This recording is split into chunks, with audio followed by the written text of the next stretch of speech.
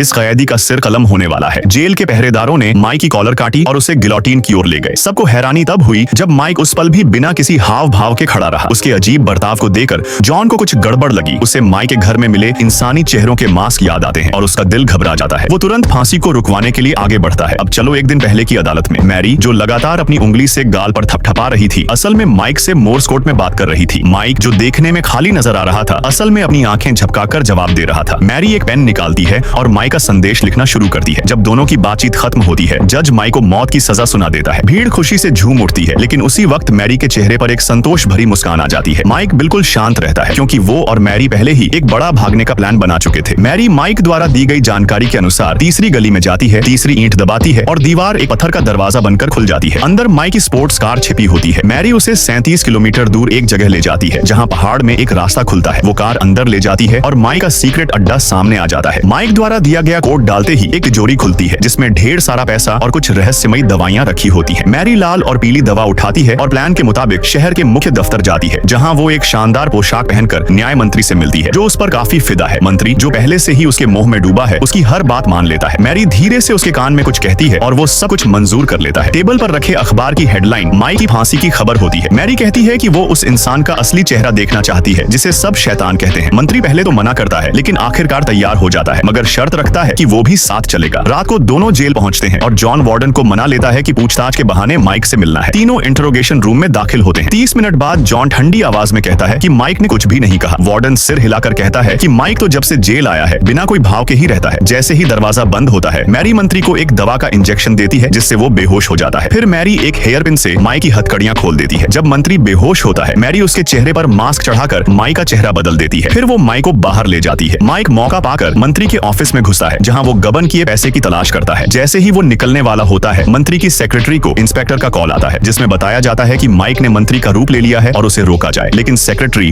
उसे किसी ठगी की कॉल समझकर गुस्से में काट देती है। माइक, जो सब सुन रहा था, जल्दी से वहां से भागता है। उस पुलिस वाले के सामने से निकलता है जो उसे पकड़ने आया था। फिर वो बाहर निकलकर मैरी की कार में बैठता है और दोनों वहां से निकल जाते हैं।